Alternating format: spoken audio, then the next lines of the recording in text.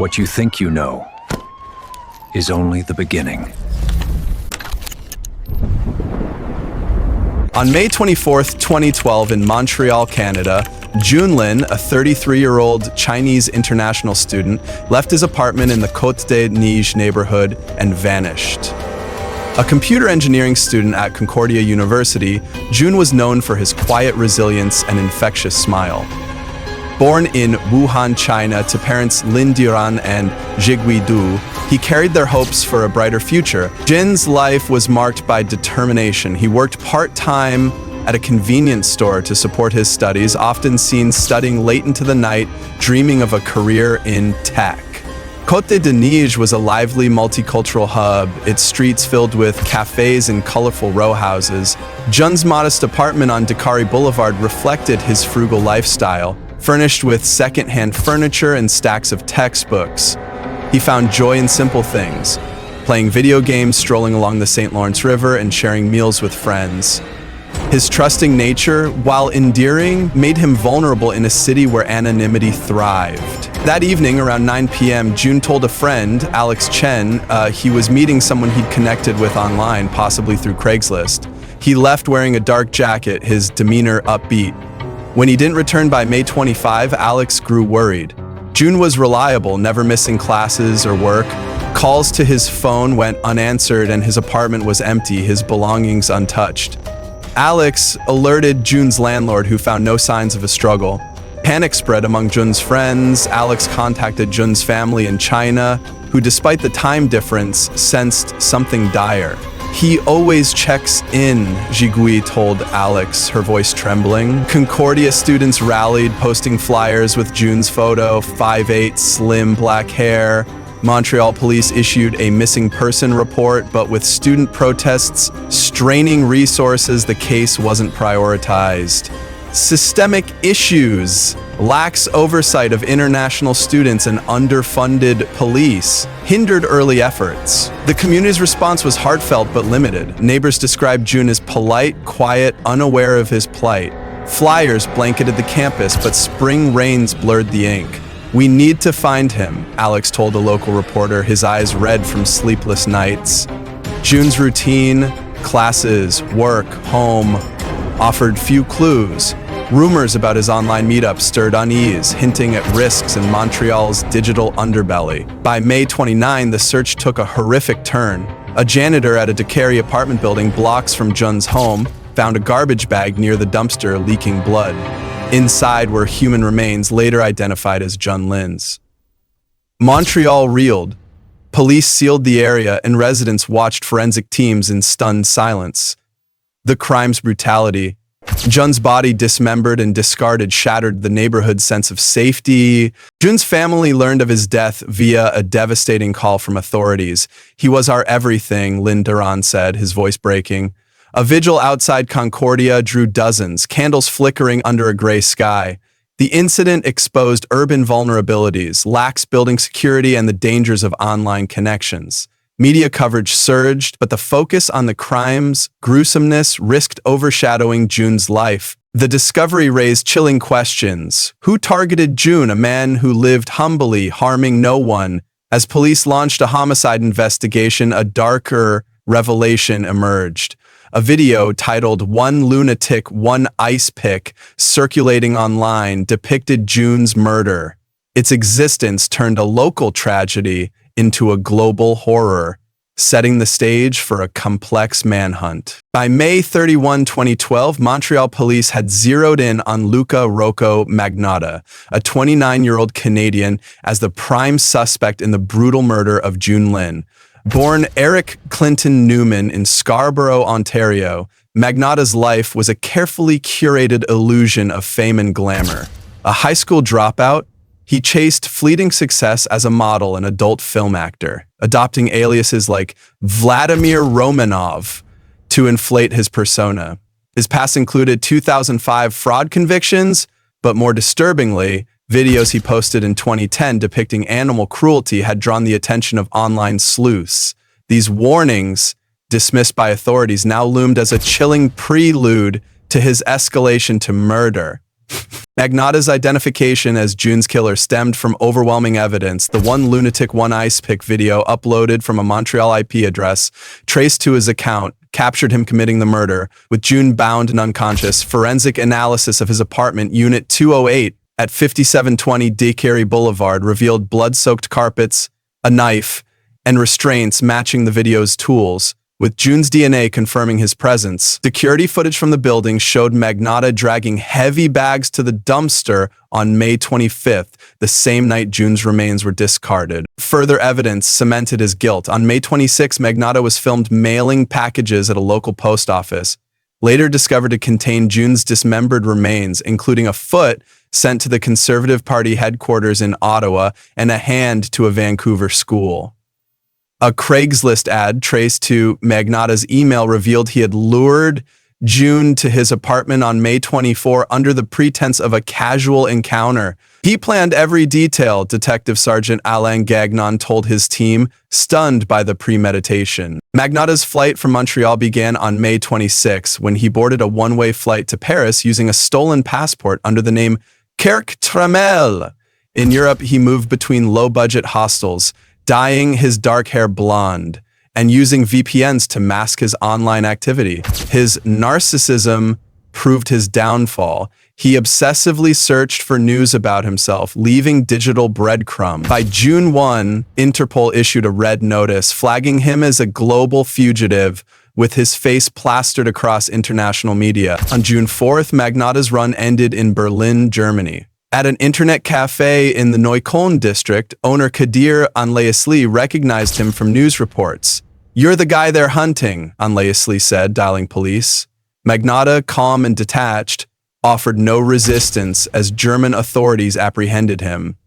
He carried multiple fake IDs and newspaper clippings about his crimes, a bizarre collection that baffled investigators. "It's like he wanted to be caught," a Berlin officer noted. Extradited to Canada on June 18th aboard a military plane, Magnotta faced charges of first-degree murder, corpse desecration, mailing obscene material, and harassment. In Montreal police custody, he was evasive, claiming things got out of control, but offering no remorse.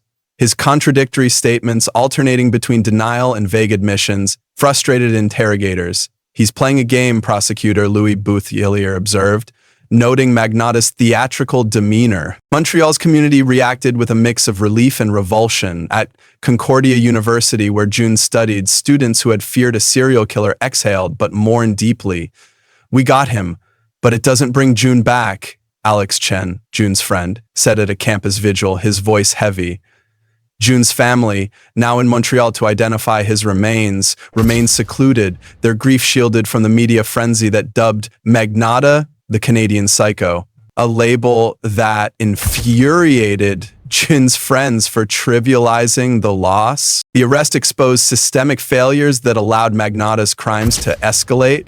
Online investigators who tracked his animal cruelty videos in 2010 felt vindicated but furious, having warned police of his potential danger. "They ignored us," one sleuth told CBC News, highlighting gaps in cybercrime policing.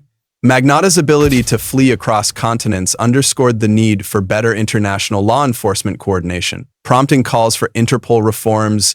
Public sentiment was complex. Some Montrealers demanded swift justice, while others debated Magnotta's mental state, noting his history of erratic behavior, his flamboyant court appearances, smirking, wearing sunglasses, stoked public outrage clashing with the gravity of his crimes. Jun's friends launched a fundraiser to support his family's travel and legal costs, determined to honor his memory. The arrest marked a turning point, shifting focus to a trial that would confront a killer whose actions defied comprehension. The manhunt's end brought answers but left haunting questions. Why Jun, a quiet student with no enemies? How could someone so calculated slip through society's cracks? As Montreal braced for the legal battle ahead, the Plateau's vibrant streets felt somber, forever marked by a tragedy that exposed the fragility of safety in a digital age. Luka Magnotta's trial commenced on September 29, 2014 in Montreal's Palais de Justice, a high-profile case that drew global scrutiny. Charged with first-degree murder, corpse desecration, mailing obscene material, and harassment, Magnotta pleaded not guilty by reason of insanity, claiming schizophrenia rendered him unaware of his actions. The courtroom, packed with Jun Lin's family, reporters, and curious onlookers, was charged with tension. "This is about justice for Jun," Justice Guy Cornoyer told jurors, urging focus. Prosecutor Louis Boutieri built a meticulous case, presenting evidence in closed sessions to spare public trauma. The One Lunatic One Ice Pick video, shown only to jurors, depicted Magnotta's calculated murder of Jun A.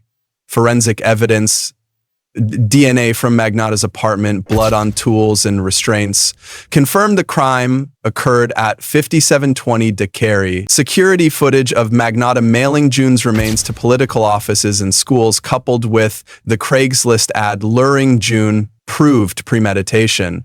He saw infamy, Bautelier argued. Defense attorney Luc Leclerc countered that Magnotta's mental illness negated criminal responsibility. Psychiatrists testified about his history of delusions, including beliefs in government conspiracies. However, prosecution expert Joel Watts argued Magnotta's actions, fleeing to Europe using aliases, mailing remains, demonstrated lucidity. He knew right from wrong, Watts said. Dismantling the insanity plea, the defense's narrative struggled against the prosecution's forensic and digital evidence. Jun's family provided heart-wrenching testimony. Lin Duran, Jun's father, spoke through a translator. "My son was my hope, stolen by this man." His words silenced the court. Jurors visibly moved. Friends like Alex Chen described Jun's kindness, sharing stories of late-night study sessions and shared meals. Their testimonies humanized Jun, countering Magnotta's attempts to reduce him to a prop in a twisted performance. "Jun deserved to live," Chen said, his voice breaking. Courtroom dynamics were intense. Magnotta, pale and expressionless, scribbled notes, occasionally smirking, infuriating onlookers. His mother, Anna Yurkin, testified for the defense, claiming his mental health was neglected, but her erratic demeanor weakened her impact. The prosecution's closing argument was damning. Magnotta orchestrated a horror show, and Jun paid the price. After 8 days of deliberation, on December 23rd, 2014, the jury convicted Magnotta on all counts, sentencing him to life imprisonment with no parole for 25 years. Jun's family, seated in the front row, wept quietly as the verdict was read, their relief tempered by enduring grief. "Justice is served, but my son is gone," Lin Duran told reporters outside, his face etched with sorrow. Montreal held vigils, with candles lining Concordia's campus, where students and faculty honored Jun's memory. The trial sparked national debates on mental health stigma and the dangers of online predation, urging systemic reform. In the aftermath, Magnotta appealed his conviction in 2015, citing judicial bias, but Canada's Supreme Court dismissed it in 2017.